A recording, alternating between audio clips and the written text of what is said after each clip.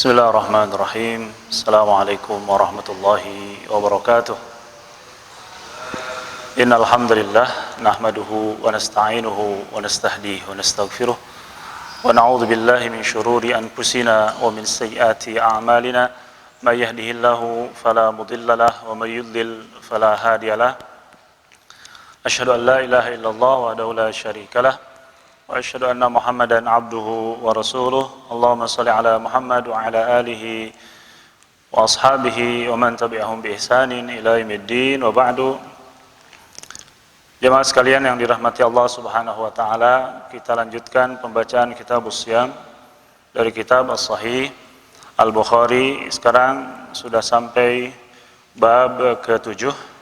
Yaqulu al-mu'allif rahimahullahu taala, babu ajwadu ma kana an-nabiy sallallahu alaihi wasallam yakunu fi Ramadan. Qala al-Imam Al-Bukhari rahimahullahu taala, haddatsana Musa bin Ismail qala haddatsana Ibrahim bin Sa'd qala akhbarana Ibnu Shihab an Ubaidillah bin Abdullah bin Utbah anna Ibn Abbas radhiyallahu anhuma qala كان النبي صلى الله عليه وسلم أجود الناس بالخير وكان أجود ما يكون في رمضان حين يلقاه جبريل وكان جبريل عليه السلام يلقاه كل ليلة في رمضان حتى ينسلخ يعرض عليه النبي صلى الله عليه وسلم القرآن فإذا لقيه جبريل عليه السلام kan ajwada bil khairi minar rihil mursalah. Saudaraku kaum muslimin rahimani wa rahimakumullahu jami'an, bab ke-7 ini bab ajwadu ma kana nabiyyu sallallahu alaihi wasallam yakunu fi Ramadan. Bab Nabi sallallahu alaihi wasallam semakin bertambah dermawan ketika berada pada bulan Ramadan. Bab ini masih berkaitan dengan keutamaan bulan Ramadan, di mana nanti dalam hadis akan disampaikan bagaimana Rasulullah sallallahu alaihi wasallam memberikan menjadikan Ramadan itu sesuatu yang sangat spesial sekali ya, untuk beribadah ataupun untuk beramal soleh, baik itu membaca Al-Quran ataupun ibadah-ibadah yang lainnya. Ajwadu ini dari kata al-jud, yang Al-Imam Ibnu Hajar mengatakan i'ta'u ma yanbaghi liman yanbaghi, memberikan sesuatu yang layak kepada orang yang pantas atau layak mendapatkannya. Disebutkan juga as-sakha. As-sakha itu murah hati. Ada juga yang menyebutkan al-i'ta bi ghairil mas'alah, memberikan seorang yang memberi tanpa harus diminta dulu. Ya. Kemudian Al-Jauhari mengatakan al-matar al-ghazir, hujan yang lebat. Ya, sebagaimana orang yang dermawan ya, memiliki sifat seperti hujan. Di dalam bahasa Indonesia singkatnya adalah dermawan, orang yang suka memberi. Dalam kamus bahasa Indonesia, dermawan itu ya suka murah hati, kemudian suka berderma, suka bersedekah. Jadi mirip dengan apa yang dikatakan oleh para ulama tadi. Al-jud ini ya, atau dermawan ini adalah salah satu sifat yang dibanggakan oleh orang-orang Arab dengan satunya lagi, yaitu dermawan dan keberanian. Jadi al-jud wasyaja'ah, keberanian dan kedermawanan adalah dua sifat yang sangat dibanggakan oleh orang-orang Arab, sehingga itu menjadi barometer atau standar ketika mereka mau mengangkat seorang pemimpin dari kaumnya ya. Jadi ketika seorang mau diangkat menjadi pemimpin, itu penilaiannya yang paling besar adalah kedermawanannya dan keberaniannya, sebagaimana yang disampaikan oleh Al-Mutanabbi di dalam diwan syairnya, laulal masyaqqatu sadan nasu kulluhum al-judu yufkiru wal iqdamu qattalu. Ya, seandainya tidak ada tantangan, rintangan, halangan, niscaya semua orang akan menjadi pemimpin. Al-jud, kedermawanan akan membuat seorang fakir, dan keberanian akan membuat seorang terbunuh. Artinya dua sifat jud, ya. Kalau seorang sudah memiliki sifat jud, dermawan, berarti dia sudah tidak takut lagi dengan kefakiran. Inilah yang dibanggakan oleh orang-orang Arab. Dan orang kalau sudah berani, ya, dan musuh itu tidak seberapa dengan rasa kefakiran. Maka kita sering didapati misalkan kisah tentang Abdul Muttalib atau Abu Thalib pemimpin kaumnya, tidak sampai kepada kita menceritakan berapa kekayaannya, tapi yang disampaikan kepada kita berapa kedermawanannya, sampai membuat Abdul Muttalib ataupun Abu Thalib itu adalah di antara paman-paman Rasulullah SAW yang miskin dibanding dengan paman-paman yang lainnya. Dan seberapa keberaniannya sehingga berani memasang dada dan memasang batang leher untuk memperjuangkan kaumnya. Inilah sifat kedermawanan dan keberanian yang sudah lekat dengan orang-orang Arab. Dan sifat ini pula yang sudah dimiliki oleh Rasulullah Sallallahu Alaihi Wasallam, sudah menjadi sajiyah bagi diri Rasulullah Sallallahu Alaihi Wasallam. Ya, sebagaimana dalam riwayat Imam Bukhari dari Aisyah, ketika Rasulullah Sallallahu Alaihi Wasallam bercerita kepada Aisyah tentang turunnya wahyu pertama di Gua Hira, kemudian beliau bertemu dengan malaikat Jibril dan pulang dalam kondisi menggigil, zammiluni, zammiluni, selimutilah aku. Perkataan itu dikatakan kepada Khadijah radhiyallahu taala anha. Kemudian Khadijah ketika itu memperlihatkan peranannya sebagai istri dengan mengatakan, wallah kalla abshir, wahai suamiku tercinta, jangan khawatir, ya. Fa wallah la yuhzikallahu abada, sesungguhnya Allah Subhanahu wa taala tidak akan menghinakan Anda. Kenapa? Li'annaka la tasilu rahim, sesungguhnya engkau itu adalah orang yang selalu menyambung silaturahim. Ini lihat, ini adalah Rasulullah Sallallahu Alaihi Wasallam, Nabi Muhammad, Nabi kita sebelum diangkatnya menjadi seorang Rasul, sudah disifat innaka la tasilu rahim, engkau menyambung silaturahim, menjadi bapak bagi anak-anak yang masih muda, menjadi anak bagi orang-orang yang sudah tua, dan menjadi saudara bagi teman-temannya yang sebaya. Kemudian watasdukul hadis, dan engkau itu tidak pernah berdusta, selalu jujur, sehingga disebut sebelum menjadi nabinya pun al-amin. Wa tahmilul kalla, dan engkau memikul beban penderitaan orang lain. Wa taksibul ma'dum, dan menolong orang yang papa. Wa taqrid dhaif, menjamu tamu. Wa tu'inu ala nawaibil haq, dan menolong, berani menderita bersama orang-orang yang membela kebenaran. Inilah sifat Rasulullah Sallallahu Alaihi Wasallam ketika beliau belum menjadi Rasul. Dan ketika beliau diangkat menjadi Rasul, maka semakin sempurnalah akhlaknya. Sehingga Aisyah mengatakan ketika ditanya bagaimana akhlak Rasulullah Sallallahu Alaihi Wasallam, kana khuluquhul Quran, akhlak Rasulullah Sallallahu Alaihi Wasallam adalah Al-Quran. Kemudian Ibnu Athir menjelaskan tentang kana khuluquhul Quran yashmal ala al-mahasin wal makarim. Yang dimaksudkan khuluqul Quran itu adalah mencakup ke nilai-nilai kebaikan, nilai-nilai kemuliaan, akhlak-akhlak yang baik. Nah, ini sudah ada melekat sebelum menjadi rasulnya.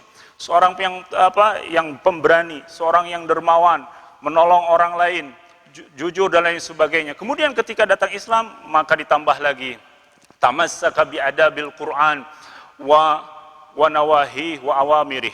Kemudian ketika sudah datang Islam, maka sempurnalah akhlaknya dengan bukan hanya baik hubungan sosial antara sesama manusia yang disebut hablum minan nas atau hubungan yang horizontal, tetapi hubungan kepada Allah Subhanahu wa taala, hubungan spiritual, hubungan yang disebut hablum minallah pun terbangun dengan baik. Maka sempurnalah akhlak Rasulullah Sallallahu Alaihi Wasallam, sehingga dia mengatakan innama bu'istu liutammima makarimal akhlak, sesungguhnya aku diutus ini untuk menyempurnakan akhlak. Artinya akhlak-akhlak orang Arab sebelumnya pun banyak yang baik, kemudian disempurnakan dengan datangnya Al-Quran yang diwahyukan kepada Rasulullah Sallallahu Alaihi Wasallam, sehingga perkataan mutanabi itu sebenarnya sesuai dengan apa yang dikatakan oleh Rasulullah sallallahu alaihi wasallam.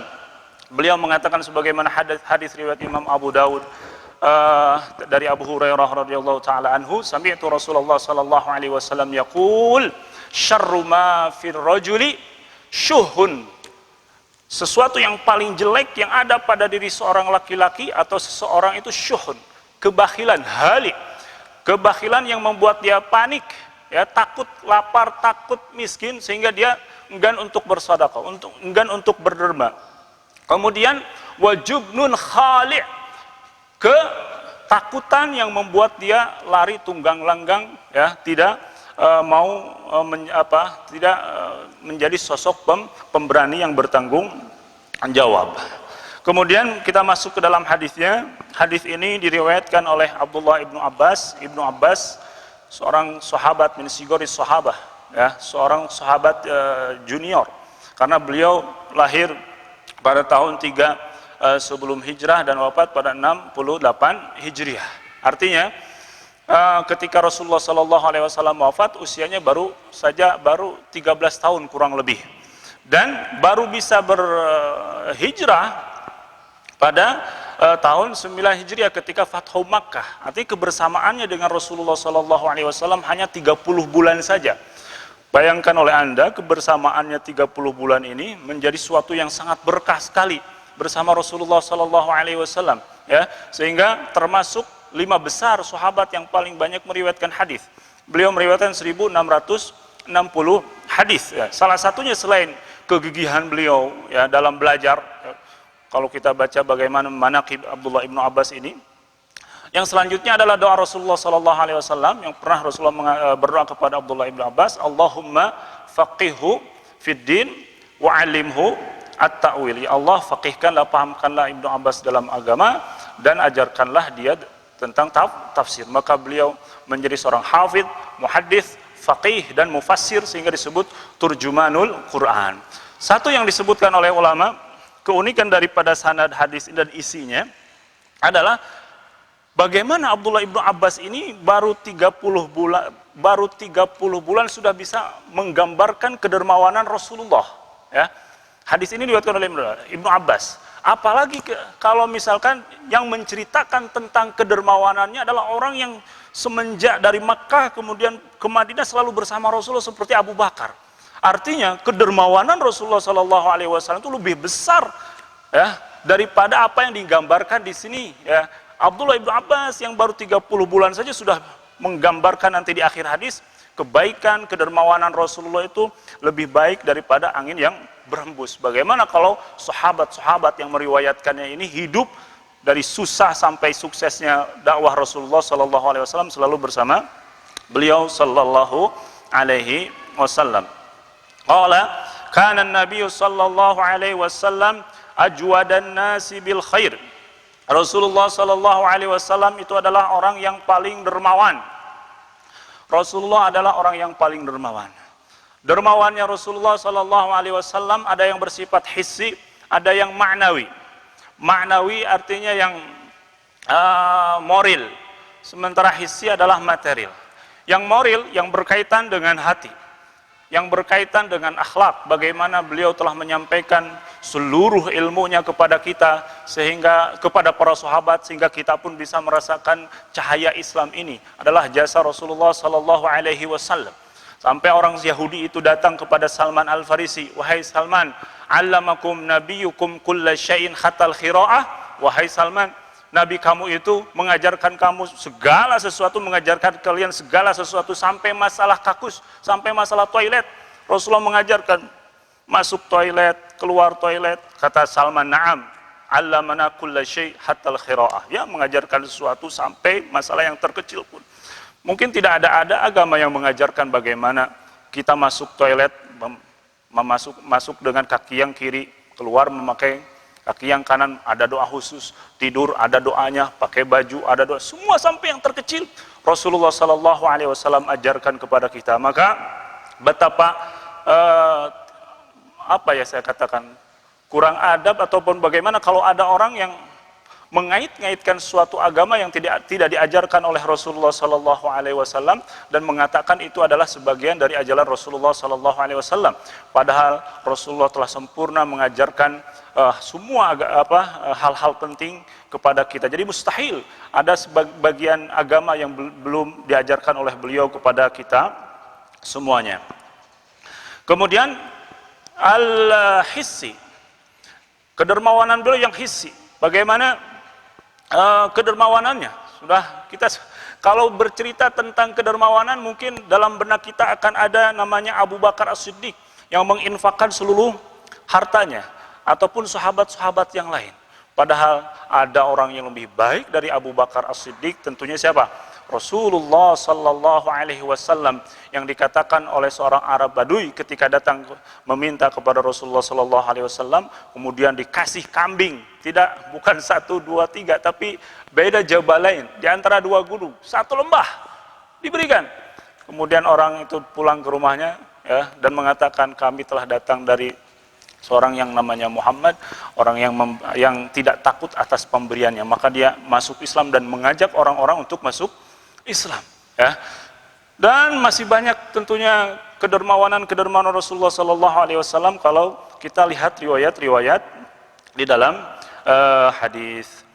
Kemudian wa kana ajwadu ma yakunu fi Ramadan, dan lebih dermawan lagi ketika bulan Ramadan, hina yalqahu Jibril, ketika ditemui oleh malaikat Jibril.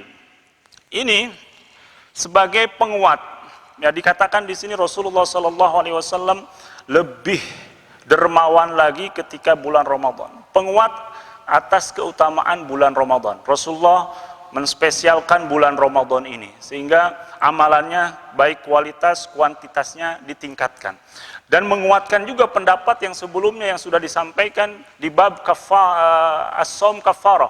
Shaum itu adalah kafarah, penebus atau penutup dosa, ya. Di dalamnya yang disampaikan oleh Imam Ibnu Hajar, salah satu pendapat ulama, bahwa yang namanya fitnah, yang namanya ujian ataupun yang namanya dosa itu seperti obat, seperti penyakit yang obatnya sesuai dengan penyakit tersebut. Begitupun taubat dan dosa, ya. Sudah disampaikan bahwa ketika kita mengatakan fitnatur rajul fi ahlihi wa malihi wa ahlihi, fitnatur rajul fi ahlihi wa malihi wa jarihi tukaffiruha as-shalah was-shaum was-shadaqah. Dikatakan di sana bahwa fitnah, cobaan dalam keluarga bisa diobati dengan apa? Dengan sholat. Karena ada kesamaan dari apa? Sholat itu bisa menjadi penyejuk mata hati, begitupun keluarga kita ketika menjadi orang-orang yang soleh menjadi penyejuk mata hati. Kemudian dikatakan fitnah fi mali, fitnah di dalam harta. Ya, fitnah di dalam harta adalah tukaffiruhas shaum, bisa ditutup dengan puasa. Nah, di sini ada silah qawiyah, ada hubungan yang sangat erat sekali antara antara gemar berderma dengan puasa. Artinya orang yang difitnah dalam harta dengan diperbanyak harta, tapi dia tidak bisa menggunakan harta itu dengan baik dalam jalan Allah Subhanahu wa taala, maka salah satu solusinya dia harus belajar berpuasa. Ketika dia berpuasa bisa merasakan lapar, dahaga yang biasa dia tidak merasakannya mungkin, karena dia berkecukupan, tidak pernah haus sedikit pun, tidak pernah lapar sedikit pun. Tapi ketika dia puasa, dia merasa lapar, haus, maka ada timbul empati, timbul rasa, oh ternyata begini rasanya lapar. Saudara-saudara saya, orang-orang yang fakir dan miskin pun merasakan apa yang saya rasakan, dan mereka itu mungkin sepanjang tahun. Maka dengan puasa ini, orang yang difitnah dalam harta, dia bisa berpikir akhirnya bisa berderma, menginfakkan sebagian harta yang telah diberikan oleh Allah Subhanahu wa taala. Kemudian fitnah di dalam tetangganya, maka dengan sedekah. Artinya ketika seorang, yang sudah disampaikan di awal, ketika kita mempunyai permasalahan, siapa saja yang namanya manusia, sifat hasad, iri, dengki selalu ada, maka dengan sedekah itu bisa tertutup. Kenapa? As-sedekah, hadiah, tahabu, ya, saling memberi hadiahlah sehingga kalian saling mencintai. Tapi kita juga jangan sampai curiga, ini orang di tetangga ngasih hadiah, jangan-jangan dia hasad sama kita. Tidak seperti itu juga ya. Yang jelas ini silah qawiyah, ya, hubungan sangat kuat antara jud dan juga as-saum. Kemudian wa kana Jibril alaihi salamu yalqahu kulla lailatin fi Ramadan hatta yansalih. Jibril alaihi salam, ya, menemui Rasulullah sallallahu alaihi wasallam setiap bulan Ramadan sampai selesai bulan Ramadan, ya'ridu alaihi Nabi sallallahu alaihi wasallam Quran, di mana Nabi sallallahu alaihi wasallam membaca Al-Qur'an kepada Jibril alaihi salam. Kemudian selanjutnya Jibril yang membaca dan Rasulullah sallallahu alaihi wasallam yang menyimak, ya. Dikatakan bahwa ini adalah kali terakhir Rasulullah sallallahu alaihi wasallam bertemu dengan malaikat Jibril, yaitu pada 9 Hijriah, karena Rasulullah sallallahu alaihi wasallam wafat pada awal 10 Hijriah. Dan di akhir inilah Rasulullah sallallahu alaihi wasallam bertemu dengan malaikat Jibril dan membacakan Al-Quran yang biasanya dalam satu bulan itu satu kali saja, satu khataman. Di bulan terakhir itu, di bulan Ramadan terakhir itu dua khataman, ya. Dan kata para ulama, penyusunan kita mushaf yang kita sekarang ini adalah sesuai dengan arad terakhir Rasulullah sallallahu alaihi wasallam di tahun 9 Hijriah. Ini pelajarannya adalah Rasulullah sallallahu alaihi wasallam belajar Al-Quran dengan malaikat Jibril, maka hendaklah kita pun mengikuti apa yang dilakukan oleh Rasulullah sallallahu alaihi wasallam di bulan Ramadan ini. Sekuat tenaga kita lebih banyak berinteraksi dengan Al-Quran. Bagi yang baru bisa membaca, maka silahkanlah semangat dalam membacanya. Bagi yang sudah bisa memahaminya dengan tafsirnya, maka jangan dilewatkan. Sambil membaca kita pun memahami, mentadabburi ayat-ayatnya. Bagi Anda yang belum bisa membaca sama sekali, maka rajin-rajinlah mendengarkan ataupun membaca terjemahannya. Yang jelas tidak ada alasan untuk kita jauh dari Al-Quran, karena bulan Ramadan ini adalah syahrul Quran. Fa idza laqiyahu Jibril alaihi salam kana ajwadu bil khairi minar rihil mursalah. Dan apabila malaikat Jibril menemui Rasulullah sallallahu alaihi wasallam, Rasulullah sallallahu alaihi wasallam akan lebih dermawan dan melebihi kebaikan angin yang berhembus. Faidah selanjutnya dari penggalan hadis ini bahwa ketika Rasulullah sallallahu alaihi wasallam bertemu dengan malaikat Jibril, dikatakan lebih semangat lagi, lebih baik lagi. Maka ini ada barakah mujalasah as-salihin, keberkahan bergaul bersama orang-orang yang saleh.